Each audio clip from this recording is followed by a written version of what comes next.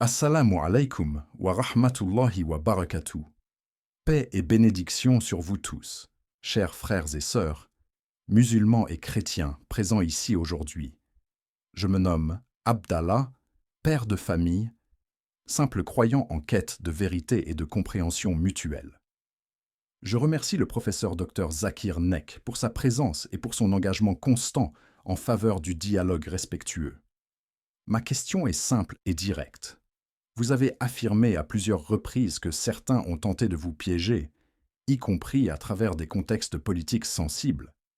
Et le nom du président français Emmanuel Macron est souvent cité par le public.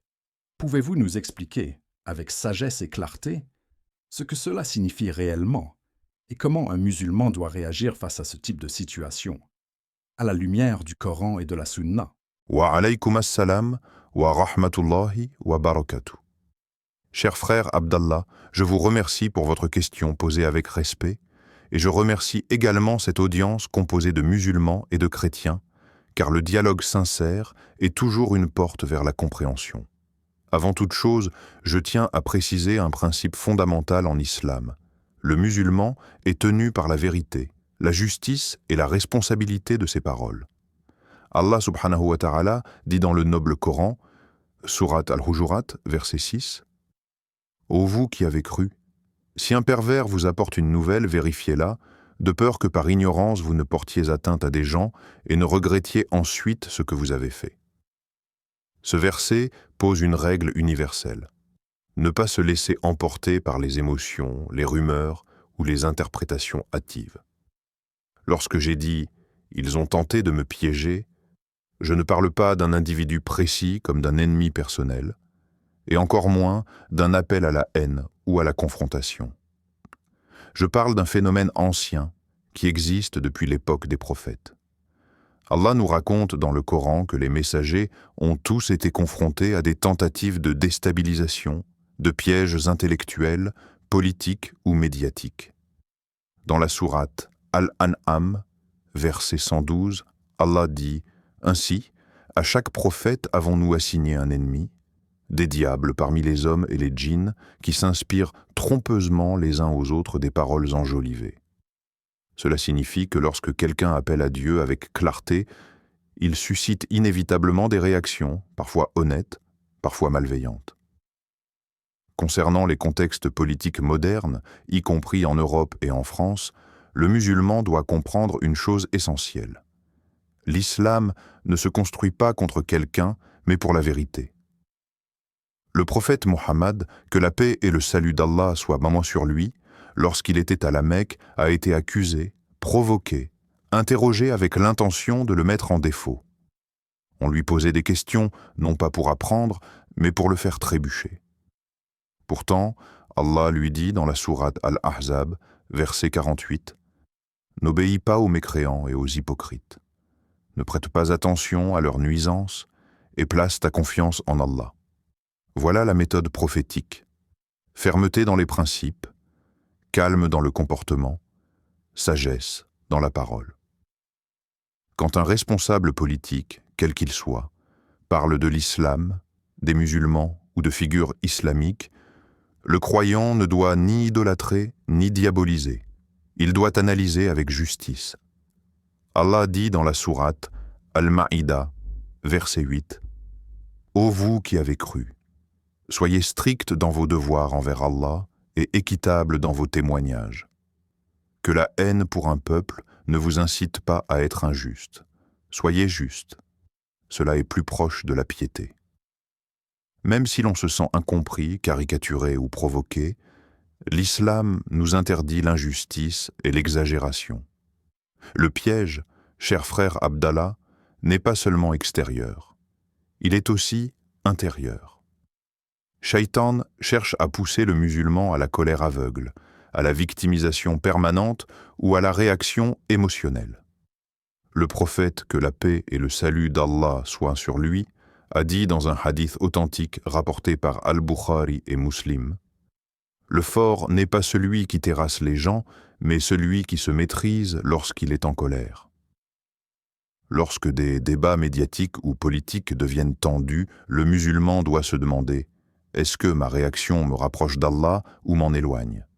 Je rappelle aussi un point fondamental. L'islam reconnaît la pluralité.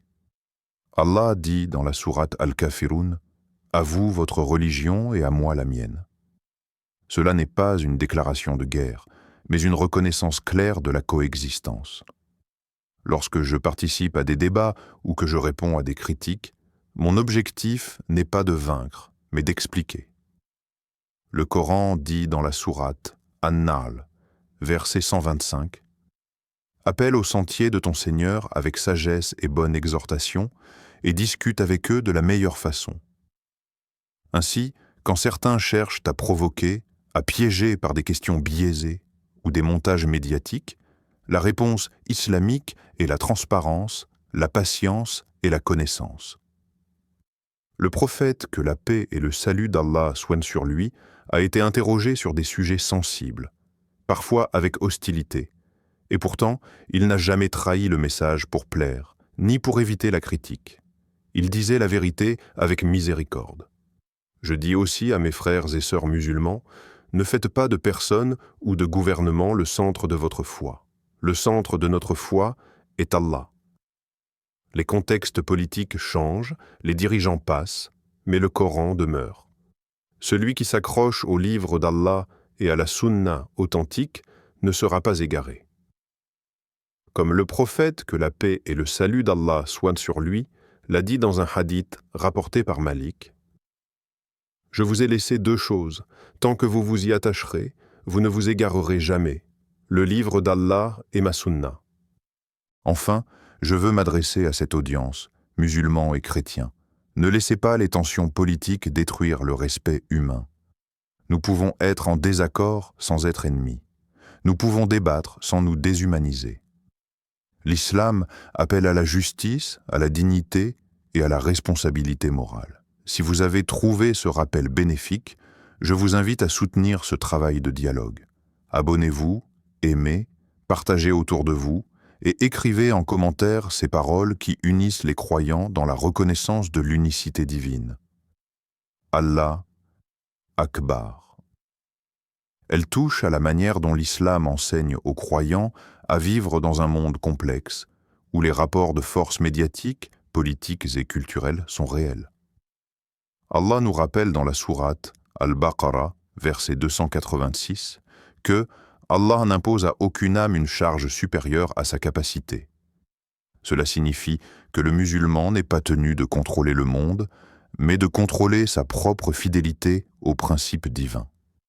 Lorsqu'un discours public devient hostile, ambigu ou provocateur, le croyant doit se demander non pas comment riposter avec la même dureté, mais comment rester aligné avec ce qu'Allah attend de lui.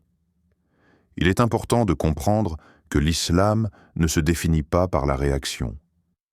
Trop souvent, certains veulent enfermer les musulmans dans une posture défensive permanente, comme si leur identité ne pouvait exister qu'en opposition à quelqu'un d'autre.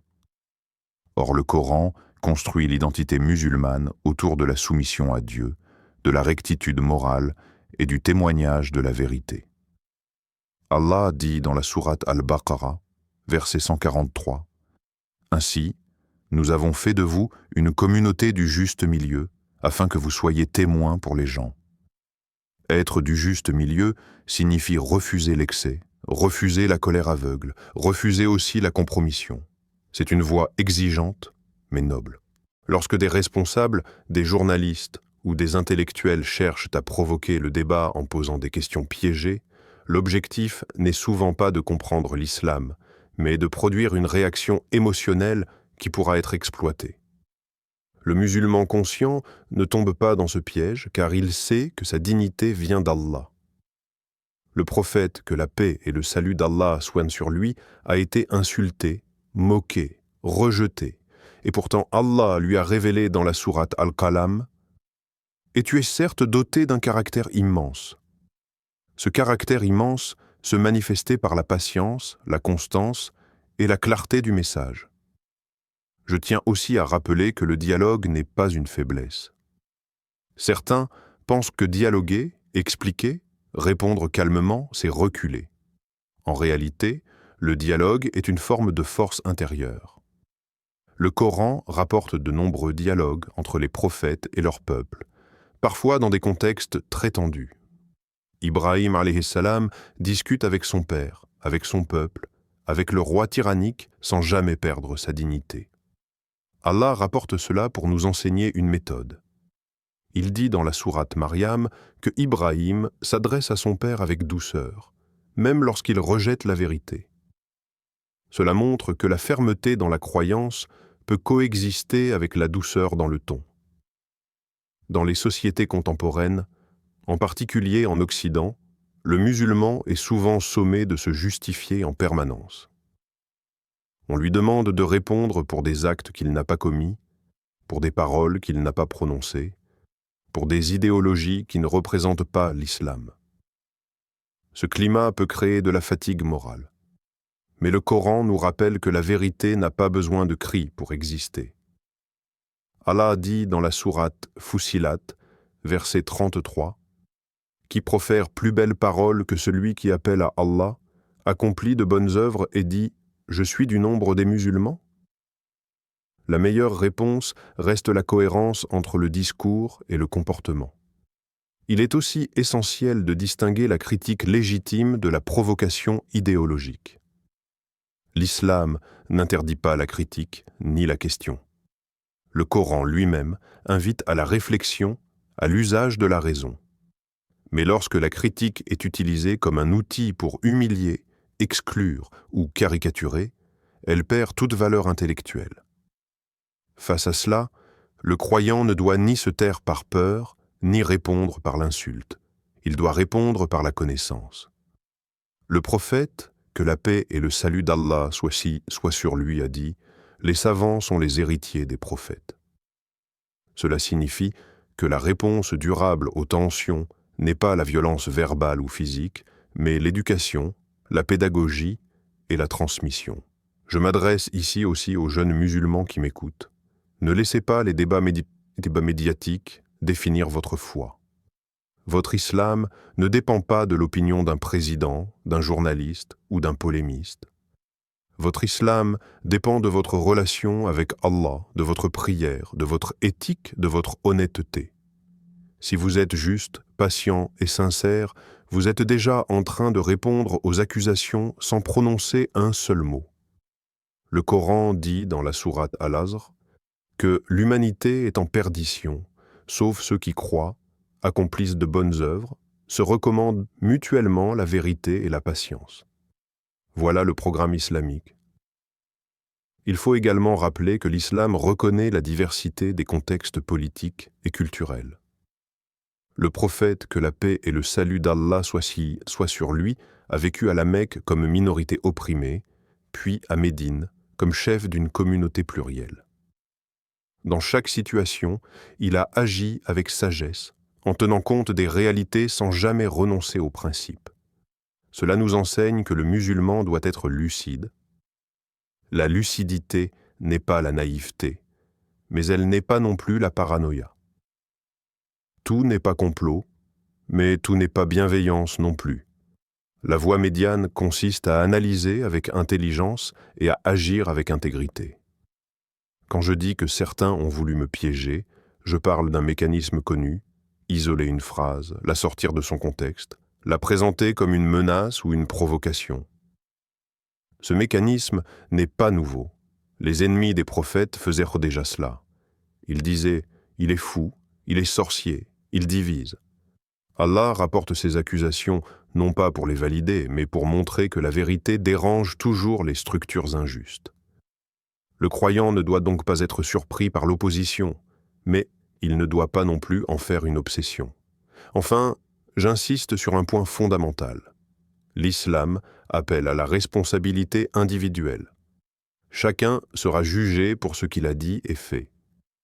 Allah dit dans la sourate Az-Zalzala, « Quiconque fait le poids d'un atome de bien le verra, et quiconque fait le poids d'un atome de mal le verra. » Cela inclut nos paroles publiques, nos réactions, nos partages, nos commentaires. Avant de relayer une colère, une accusation ou une rumeur, le musulman doit se demander « Est-ce que cela plaît à Allah ?»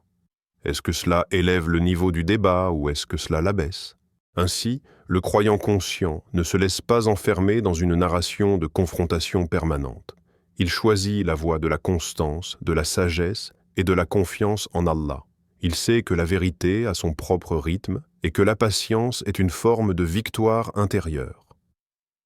Tant que le musulman reste fidèle au Coran et à la Sunna authentique, aucune tentative de piège ne peut réellement lui nuire, car sa dignité ne vient pas de l'approbation des hommes, mais de son Seigneur. J'aimerais maintenant aller encore plus en profondeur, parce que ce sujet ne concerne pas uniquement une expérience personnelle ou un épisode médiatique précis, mais une méthodologie islamique complète face à l'épreuve, à la pression et à la tentative de manipulation. Le Coran nous enseigne que les croyants seront éprouvés non seulement dans leurs biens et leurs personnes, mais aussi dans leurs convictions, dans leurs paroles et dans leur image publique. Allah dit clairement dans la sourate Al-Ankabut, verset 2, « Les gens pensent-ils qu'on les laissera dire « Nous croyons » sans les éprouver ?» Cette épreuve peut prendre différentes formes selon les époques. Aujourd'hui, elle passe souvent par le discours, par la médiatisation, par la déformation des propos et par la pression idéologique. Il est donc essentiel de comprendre que la tentative de piéger quelqu'un qui parle au nom de l'islam n'est pas nécessairement une attaque personnelle, mais une stratégie visant le message lui-même. Lorsque le message de l'unicité d'Allah, de la responsabilité morale et de la justice dérange des équilibres établis, certains cherchent à détourner l'attention du fond vers la forme ou vers la polémique. Le Coran nous avertit de cette stratégie dans la sourate Al-An'am, verset 33, lorsque Allah dit au prophète que ce ne sont pas ses paroles qu'il traite de mensonges, mais les signes d'Allah qu'il rejette. Cela signifie que le rejet est souvent idéologique avant d'être personnel. Le musulman doit donc apprendre à dissocier son ego du message. Tant que l'ego domine, la provocation atteint son objectif. Mais lorsque le croyant comprend qu'il est simplement un transmetteur, un serviteur, alors les attaques perdent de leur pouvoir émotionnel. Le prophète, que la paix et le salut d'Allah soient sur lui, n'a jamais cherché à défendre son honneur personnel au détriment du message. Lorsqu'on l'insultait, il répondait par le silence ou par la patience. Et lorsqu'il parlait, c'était pour clarifier la vérité, non pour humilier l'autre. Cette attitude est rapportée dans de nombreux hadiths authentiques et constitue une sunna souvent négligée. Dans les contextes contemporains, beaucoup de musulmans confondent fermeté et agressivité. La fermeté islamique repose sur la clarté des principes, pas sur l'élévation de la voix ni sur la dureté du ton. Allah dit dans la sourate Taha, lorsqu'il envoie Moussa et Haroun face à Pharaon, l'un des pires tyrans de l'histoire. Parlez-lui avec douceur. Peut-être se rappellera-t-il ou éprouvera-t-il de la crainte. Si Allah ordonne la douceur face à Pharaon, alors a fortiori face à des interlocuteurs modernes, même critiques ou hostiles, la sagesse reste une obligation morale. Il faut aussi comprendre que certaines polémiques sont artificiellement entretenues pour créer une fracture durable entre les communautés. Le musulman lucide ne se laisse pas instrumentaliser dans des conflits qui ne servent ni la vérité ni la justice. Le Coran nous enseigne que les croyants doivent être des facteurs d'apaisement, pas des amplificateurs de chaos. Allah dit dans la sourate Al-Hujurat, « Les croyants ne sont que des frères. Établissez la paix entre vos frères. » Cette paix commence par la maîtrise de la parole et par la responsabilité dans la transmission de l'information. Je souhaite insister sur un point crucial. Répondre à un piège ne signifie pas toujours répondre immédiatement. Parfois, la meilleure réponse est le temps, car le temps dévoile la vérité. Beaucoup de polémiques s'éteignent d'elles-mêmes lorsque la constance et la cohérence sont visibles. Le prophète, que la paix et le salut d'Allah soient dits sur lui, a passé 13 années à la Mecque, sans pouvoir apparent, sans tribune politique, sans médias, et pourtant son message a survécu et s'est répandu.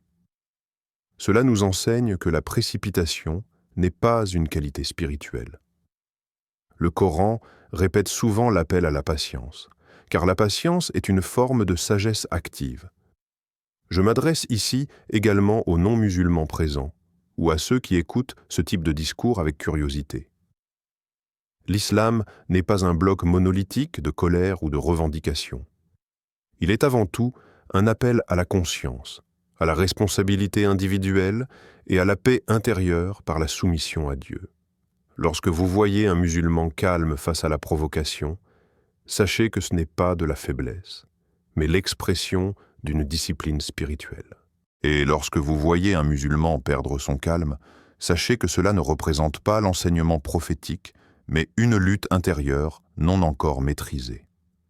Le Coran nous rappelle également que la vérité et l'erreur ne sont pas toujours immédiatement visibles. Allah dit dans la sourate Al-Isra, « La vérité est venue et le faux a disparu, car le faux est voué à disparaître. » Le faux peut paraître dominant pendant un temps, surtout lorsqu'il est soutenu par des structures de pouvoir ou par une machine médiatique, mais il ne peut pas durer éternellement. Le rôle du croyant n'est pas d'écraser le faux par la force, mais de maintenir la vérité vivante par la cohérence, la parole juste et l'exemple. Il est aussi important de rappeler que l'islam n'enseigne pas la naïveté politique. Être sage ne signifie pas être aveugle. Le musulman doit comprendre les contextes, les enjeux, les discours implicites. Mais cette compréhension doit mener à une stratégie éthique, pas à la paranoïa ni à la haine généralisée. Le prophète, que la paix et le salut d'Allah soient noirs sur lui, disait « Le croyant ne se fait pas piquer 2 fois au même endroit. » Cela signifie apprendre des expériences, renforcer la vigilance, tout en préservant la noblesse du comportement. Enfin, je veux rappeler que chaque musulman est, qu'il le veuille ou non, un représentant de l'islam par son comportement. Dans un monde hyperconnecté, une parole mal maîtrisée peut être utilisée pour discréditer toute une communauté. C'est pourquoi la responsabilité est immense. Allah nous a honorés en nous confiant le message du Tawhid, et cet honneur implique une éthique élevée. Tant que le musulman garde cette conscience, aucune tentative de piège ne peut réellement l'atteindre, car il sait que son objectif ultime n'est pas de plaire aux hommes, mais de rester sincère envers Allah, quelles que soient les pressions, les accusations ou les incompréhensions. Permettez-moi d'ajouter un autre niveau de réflexion, parce que beaucoup de personnes se demandent pourquoi certaines paroles liées à l'islam provoquent des réactions si disproportionnées, alors que d'autres discours religieux ou idéologiques passent presque inaperçus. Le Coran nous donne une clé très claire.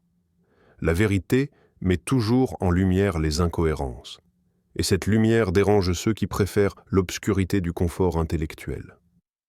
Allah dit dans la sourate An-Nur que la lumière d'Allah éclaire ce qu'il veut, et lorsque cette lumière apparaît, certains l'accueillent, d'autres cherchent à la couvrir. Ainsi, lorsqu'un musulman parle avec clarté du tawhid, de la morale, de la responsabilité devant Dieu, cela remet en question des modèles basés uniquement sur le pouvoir humain ou sur le relativisme absolu.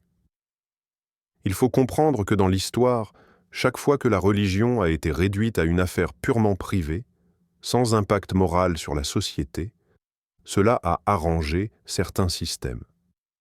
L'islam, lui, ne se contente pas d'être un sentiment intérieur, il appelle à une cohérence entre la foi, la parole et l'action. C'est cette cohérence qui est parfois perçue comme une menace, non pas parce qu'elle est violente, mais parce qu'elle est exigeante. Le Coran dit dans la sourate Al-Ma'oun que la foi se manifeste aussi par l'attention portée à l'orphelin, aux pauvres et à la justice sociale. Cette dimension globale dérange ceux qui voudraient une spiritualité sans conséquence. Quand on parle de tentative de piège, il faut aussi parler de la responsabilité du musulman dans sa manière de répondre. Le croyant n'est pas tenu d'entrer dans tous les débats, ni de répondre à toutes les provocations. Le silence, lorsqu'il est choisi avec sagesse, peut être une forme de discours. Le prophète, que la paix et le salut d'Allah soient à main sur lui, a dit dans un hadith authentique que celui qui croit en Allah et au jour dernier dise du bien ou se taise. Cela ne signifie pas se taire par peur, mais se taire par discernement. Il y a des moments où la parole éclaire et d'autres où elle alimente inutilement le feu. Je veux également souligner un point souvent mal compris. L'islam n'enseigne pas la victimisation permanente. Oui, il existe des injustices, des caricatures, des amalgames, mais le musulman ne doit pas construire son identité autour du statut de victime. Le Coran nous appelle à être des acteurs responsables, pas des spectateurs plaintifs. Allah dit dans la sourate Ar-Ra'd que la condition d'un peuple ne change pas tant qu'il ne change pas ce qui est en lui-même. Cela signifie que la réforme commence par l'intérieur, la sincérité, la connaissance, l'éthique, la patience. Il est aussi important de rappeler que beaucoup de non-musulmans découvrent l'islam non pas à travers des débats médiatiques, mais à travers le comportement quotidien des musulmans. Un voisin honnête, un collègue respectueux, un parent juste parlent parfois plus fort que 1000 discours. Lorsque le musulman répond à la provocation par la dignité, il déconstruit de lui-même les caricatures. Le prophète, que la paix et le salut d'Allah soient sur lui, attirait les cœurs avant même d'avoir des structures de pouvoir, simplement par sa fiabilité, au point que même ses ennemis l'appelaient Al-Amin, le digne de confiance. Sur le plan intellectuel, il faut aussi comprendre que certaines questions sont formulées non pas pour chercher une réponse, mais pour imposer un cadre. Lorsque quelqu'un vous pose une question en définissant déjà ce que vous avez le droit de dire ou de penser, ce n'est plus une question, c'est un piège rhétorique. Le musulman averti doit parfois refuser ce cadre et recentrer la discussion sur les principes. Le Coran nous apprend cette méthode à travers les dialogues des prophètes, qui ne répondaient pas toujours directement à ce qui leur était demandé, mais ramenaient la discussion à l'essentiel, l'adoration d'Allah seul et la responsabilité morale. Je voudrais aussi rappeler que l'islam ne cherche pas à dominer par la force des mots. La vérité n'a pas besoin d'être imposée, elle a besoin d'être présentée. Allah dit dans la sourate Al-Baqarah « Nulle contrainte en religion ». Ce verset est fondamental. Il signifie que la foi authentique naît de la conviction, pas de la pression. Lorsque des discours politiques tentent de présenter l'islam comme une idéologie coercitive, ils ignorent ou déforment ce principe central. Le rôle du musulman est alors d'expliquer calmement, sans agressivité, que l'islam appelle à la foi consciente, pas à la soumission forcée. Il faut également parler de la tentation de répondre à l'injustice par l'injustice. C'est un piège spirituel majeur. Shaitan ne cherche pas seulement à égarer par le faux, mais aussi à pousser le croyant à trahir ses propres valeurs sous prétexte de se défendre. Le Coran est très clair. L'injustice reste interdite, même lorsqu'on se sent injustement traité. Allah dit dans la sourate Al-An'am « Ne laissez pas la haine d'un peuple vous inciter à transgresser. » Cette règle est difficile à appliquer émotionnellement, mais elle est essentielle pour préserver la crédibilité morale de l'islam. Je m'adresse aussi aux parents, aux éducateurs, à ceux qui transmettent l'islam aux générations futures. Ne nourrissez pas vos enfants uniquement avec un discours de confrontation. Apprenez-leur la fierté sereine, pas l'orgueil agressif. Apprenez-leur que l'islam est une voie de sens, de discipline intérieure et de service, pas une identité construite contre les autres. Le prophète, que la paix et le salut d'Allah soient sur lui, a éduqué des compagnons capables de patience extraordinaire, parce qu'ils avaient compris que la victoire véritable est d'abord spirituelle. Enfin, je veux rappeler que le croyant n'est jamais seul, même lorsqu'il se sent isolé dans l'espace public. Allah dit dans la sourate At-Tawbah « Ne t'attriste pas, Allah est avec nous. » Cette présence divine est la source ultime de la tranquillité. Lorsqu'un musulman parle avec cette conscience, il n'a pas besoin de hausser le ton ni de chercher l'approbation. Il sait que son devoir est de transmettre avec honnêteté, de vivre avec intégrité et de laisser les résultats à Allah, car c'est lui seul qui guide les cœurs et qui juge les intentions. Et il est essentiel de comprendre que lorsque l'on parle de tentative de piège, cela ne doit jamais être interprété comme une posture de plainte ou de dramatisation. En islam, le croyant est invité à la lucidité, pas à la victimisation. Allah nous enseigne dans le Coran que la vie est une succession d'épreuves destinées à révéler la sincérité des cœurs. Certaines épreuves sont visibles, comme la pauvreté ou la maladie, d'autres sont plus subtiles, comme la pression intellectuelle, la manipulation des mots ou la déformation volontaire des intentions. Aujourd'hui, beaucoup de débats autour de l'islam se situent précisément à ce niveau-là. Il arrive que l'on isole une phrase, que l'on ignore tout un raisonnement, puis que l'on présente cette phrase comme une menace ou une provocation. Ce procédé n'est pas nouveau. Le Coran rapporte que les opposants aux prophètes prenaient des fragments de discours pour semer le doute parmi les gens. Allah dit dans la sourate Az-Zukhruf que certains embellissent le faux par des paroles trompeuses. Face à cela, la réaction islamique n'est ni la panique ni la colère, mais la clarification patiente. La vérité n'a rien à perdre lorsqu'elle est expliquée avec calme. Il faut aussi rappeler que l'islam ne demande pas aux musulmans d'être naïfs. Le prophète, que la paix et le salut d'Allah soient sur lui, était doux dans son comportement, mais extrêmement lucide dans son analyse. Il distinguait ceux qui posaient des questions sincères de ceux qui cherchaient à la provocation. Il répondait aux premiers avec pédagogie et aux seconds avec fermeté et dignité, sans jamais tomber dans l'insulte ou l'exagération. Cette sagesse est aujourd'hui plus nécessaire que jamais, car l'ère des réseaux et des médias amplifie la moindre parole. Un autre point fondamental concerne l'intention. En islam, l'intention donne sa valeur à l'acte. Si un musulman parle pour défendre la vérité, pour expliquer sa foi et pour appeler à la justice, alors même s'il est critiqué, son acte reste noble auprès d'Allah. Mais s'il parle pour provoquer, humilier ou chercher la confrontation, alors même s'il prononce des mots justes, son intention est corrompue. Le prophète, que la paix et le salut d'Allah soient sur lui, a dit que les actes ne valent que par les intentions. Cette règle s'applique aussi à la parole publique. Je tiens également à souligner que le croyant n'est pas responsable de la réaction de tout le monde.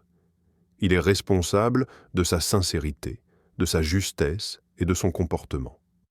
Allah dit dans le Coran que la guidance n'est pas entre les mains des hommes, mais entre les mains d'Allah. Le rôle du musulman est de transmettre, pas de contraindre, pas de forcer l'acceptation. Lorsque cette limite est bien comprise, beaucoup de tensions disparaissent d'elles-mêmes. Il est important aussi de rappeler que le dialogue entre musulmans et chrétiens, lorsqu'il est sincère, ne doit pas être pollué par des agendas politiques ou médiatiques. Le Coran invite explicitement au dialogue avec les gens du livre sur la base de ce que nous avons en commun, tout en restant clair sur nos divergences. Ce dialogue n'est pas une dilution de la foi, mais une expression de maturité spirituelle. Lorsqu'il est mené avec respect, il élève les consciences et apaise les cœurs. Enfin, je voudrais dire à cette audience que la force de l'islam ne réside pas dans le bruit, mais dans la constance. Une foi bruyante mais instable s'éteint rapidement, alors qu'une foi calme, enracinée dans la connaissance et la patience, traverse les tempêtes. Les tentatives de piège passent, les polémiques s'oublient, mais la cohérence morale laisse une trace durable. Tant que le musulman reste attaché au Coran, à la sunna authentique et à une éthique élevée, il avance avec sérénité, sans peur excessive et sans arrogance, conscient que toute parole sera jugée par Allah et que c'est devant lui seul que se trouve le véritable succès. Cher professeur Dr Zakir Nek, je vous remercie sincèrement pour votre écoute attentive, votre patience et la clarté avec laquelle vous avez répondu à ma question. Vos paroles ont apporté un éclairage apaisant et profond, non seulement pour moi, mais aussi pour toutes les personnes présentes ici, musulmanes comme chrétiennes. J'ai ressenti dans vos réponses une volonté sincère d'expliquer sans attaquer, de clarifier sans diviser. Qu'Allah te bénisse, cher professeur Dr Zakir Naik, qu'il te récompense pour ton savoir, ta sagesse et ton engagement constant au service de la vérité et du dialogue respectueux. Je vous remercie à mon tour pour vos paroles bienveillantes et pour la qualité de votre écoute. Je remercie également cette audience pour son attention et son ouverture d'esprit, car le dialogue sincère ne peut exister que lorsque les cœurs sont disposés à comprendre. Si ce que nous avons partagé aujourd'hui vous a été bénéfique, je vous invite à soutenir ce travail de sensibilisation et de réflexion en vous abonnant à la chaîne Parole d'Al-Islam, en aimant et en partageant cette vidéo autour de vous. N'hésitez pas aussi à participer activement dans les commentaires en posant vos questions et vos réflexions en lien avec ce script, afin que ce dialogue puisse se poursuivre dans un esprit de respect, de connaissance et de recherche sincère de la vérité.